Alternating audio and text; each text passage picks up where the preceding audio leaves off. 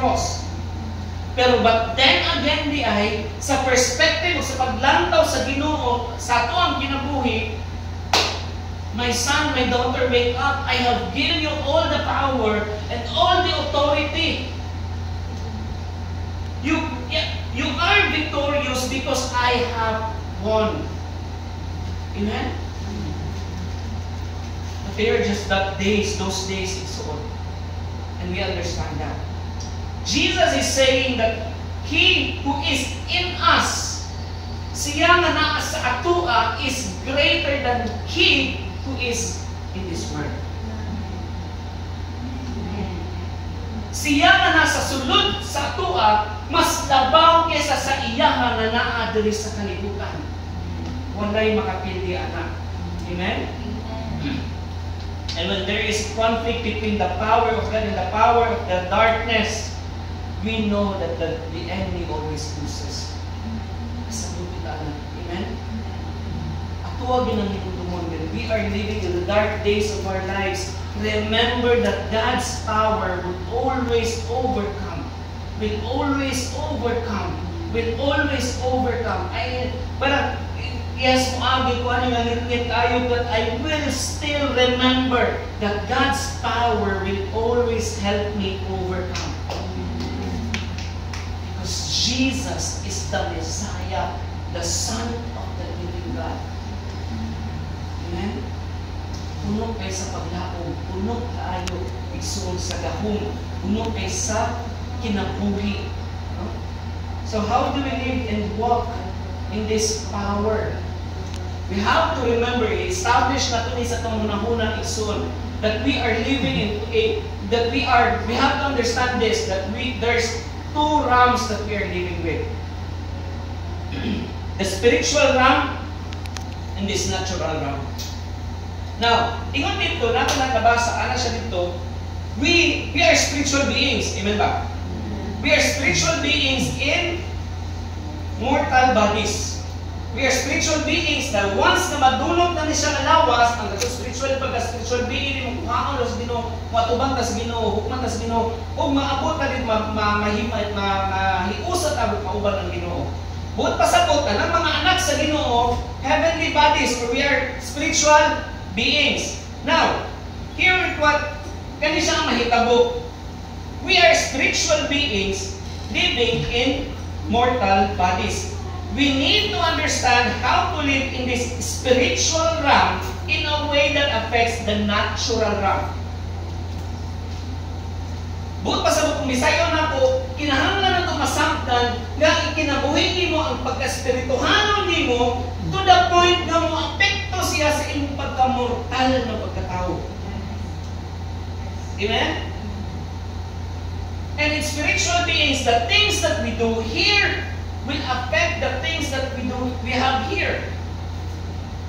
Ang pagabuhaton ni mo sa spiritual realm nga imong ginabuhi nga practices, mag-ampo, mag-spend time sa Ginoo, mubasa sa pulong, be reminded of God's word, to worship Him, to pick yourself and to pick your soul. Ayaw magluya-luya dara, worship God.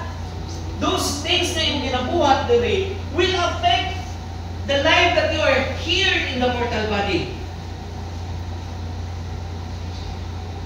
Because duha man na karuling, duha ka world ang atong kinahanglan i-survive ang pagka-spiritual being nimo living in a mortal body. Now, amazing lang kaayo tungod kay ang imong ginabuhat sa imong spirituhanon nga side sa imong kinabuhi, kung abdahon kay siyang epekto sa imong kalibutanon nga kinabuhi. Amen? Na yung mga butang nga sa kalibutan, palingkamot ni mo, di yun mo epekto, dili mahitabo. Because in spiritual realm ni mo, wala siya na trabaho, wala siya na accomplish. Amen? No, the things that we don't do here greatly affects the life that what we have here. Katong one time na pilit na tamuampo, katong time na nawat ang tagganas Ginoo, katong time ng mga times kabalo ka kung saan greatly affects the life of we have here. Because remember, we are spiritual beings living in mortal bodies.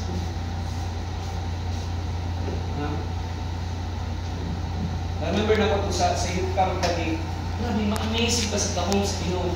The moment ang usa ka tawo na possess, na-adjoy manifestation nga, imo kung tawhanon na pagsabuti mo lang taon, di mo ang may sa pangutok, kung hindi na niya siguro ba? Pero dili, nag-manifest din siya sa spiritual realm, na makita niyo sa mortal realm, sa natural realm. Sa spiritual world, nag-manifest, nagisudlan niyo siya spirito, ang lawas niya mo ay nag-manifest. Munang kinahanglan man ikaw when we are spiritually awakened, kung na itawag na awakening or revival, because that revival meant, ang pasabot ng revival ng mga activities ng soul is to revive your spiritual being. Kaya mahimata ka, mapukaw ka, ma-revive ka. So that ang imong mortal being maapektuhan sa, ma-change sa, mabag-o sa. Amen? In 1 Corinthians chapter 4 verse 20, ingon siya dira, for the kingdom is not a matter of thought but of power. So the power that we are having by the authority and the power given us, mo apekto siya the moment imo siya gisulob.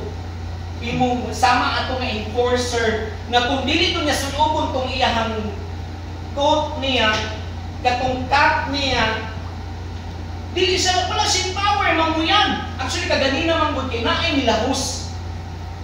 Naay nilahos, actually, ipastap niya tanan.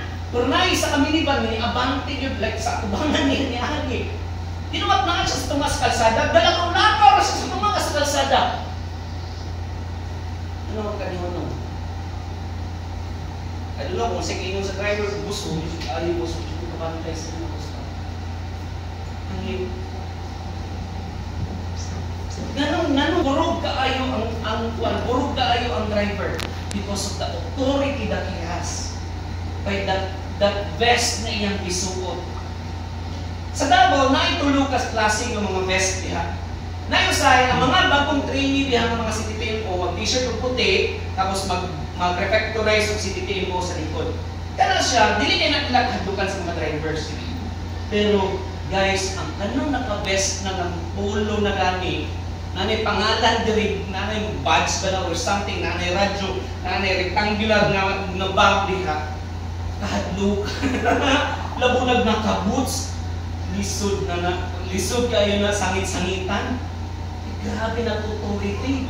Ang ticket na dala anak, magasto yun ka. Ingon anak ang kinabuhi na naigahong o nai-authority sa Ginoo. And nakita na ko dito sa youth camp ang dahon ang usa ka tawo nga mo cast out of demon. Makita din mo ang authority sa usa ka tawo nga gihatag sa Ginoo sa mga usa. Naibilit kita naata ana. Even gani ang tuwan, namo kita anong maulaw ka mo pray no. Pastor ito pastor. Actually, kung i-practice mo, na kanang ikaw ang mulihans, kung ka sa wala sa talihans, nilihans, kanang tungkol kay ikaw ang naadara, ikaw ang mo-pray diretsyo. No? Practice the power and the authority He has given you. Ingon pa si Lord, whatever you bind on earth will be bound in heaven. Whatever you loose on earth will be loosed in heaven.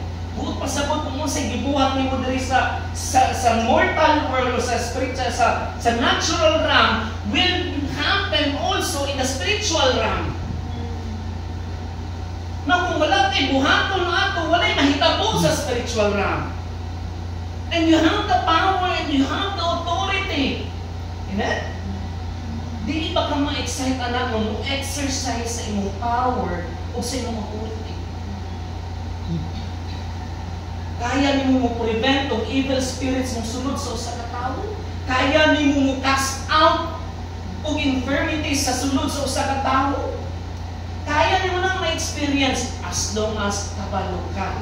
You have that revelation in you that Jesus is the Messiah and He is the Son of